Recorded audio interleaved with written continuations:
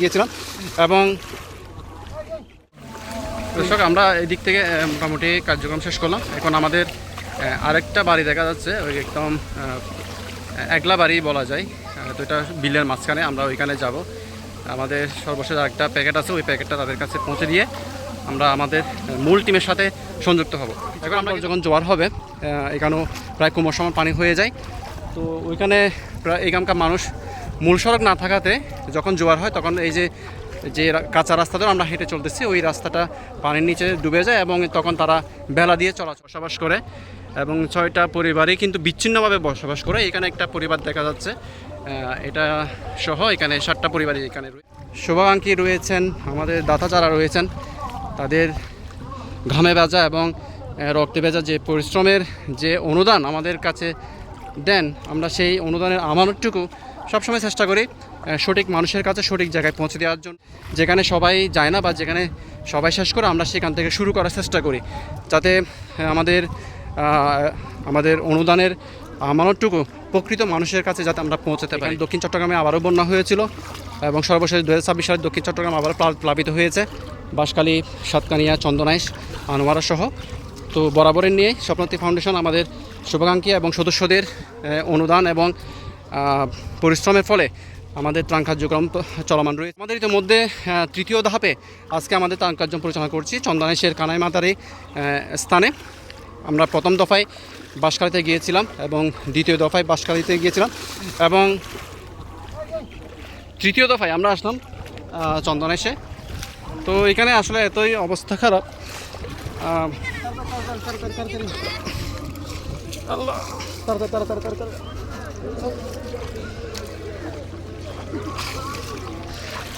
যা হোক, মুন্না ভাই ব্যালেন্স রাখতে পারেন নাই, এখানে হাঁটতে গিয়ে উনি পরে যাদের মধ্যে মুন্না ভাই পড়ে গেছেন। যেটা বলছিলাম, এইভাবে আসলে আমাদের সংগঠনের ভলান্টিয়াররা আপনাদের অনুদানের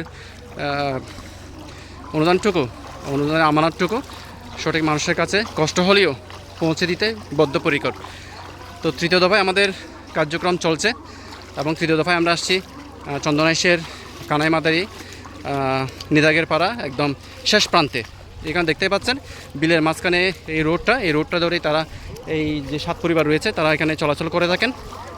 এবং এই সাধারণত শুকনো মৌসুমে এই রুটে চলাচল করার জন্য উপযোগী, কিন্তু যখন এই বর্ষা মৌসুম হয় এখানে মোটামুটি চলাচলের অনুপযোগী হয়ে যায় এবং তারা অনেকটাই ঘরবন্দি। জোয়ার যখন হবে তখন এখানে আবার পানিতে এই সব সড়ক সমূহ ডুবে যাবে। তো এখানে যদি একটা রাস্তা হয় তাহলে এই এখানকার যারা বসবাসরত রয়েছে পরিবারগুলো, তারা স্বাচ্ছন্দ্যে চলাচল করতে পারবে। তো যাই হোক, আমরা আমাদের যারা বন্যা কবলিত যারা আছে তাদের পুনর্বাসনের চেষ্টা চলবে এবং পুনর্বাসন করার জন্য টিন দরকার, ঘর মেরামত করার জন্য সরঞ্জাম দরকার। এবং সর্বশেষ এই পুনর্বাসন কার্যক্রমে আপনাদের সবার সহযোগিতা কামনা। পরে গেছিলেন? আসলে আমি ওইখানে একটা গর্ত ছিল আসলে। আচ্ছা, আসলে মানে শরীরকে বেলে রাখতে পারিনি আসলে। বলবে আমরা আসলে তো এই পথে আসলে চলাচল অবস্থা না। তো আপনি এই যে এত কষ্ট করে এত পরিশ্রম করে আপনার সংসার সব মিলে এরপরে কেন বারবার এই সমস্ত কাজগুলো করেন? বলবে আসলে এই যে স্বপ্নতি ফাউন্ডেশন, আজকে আমি এই সংগঠনের প্রায় দীর্ঘ 6-7-9 বছর ধরে জড়িত।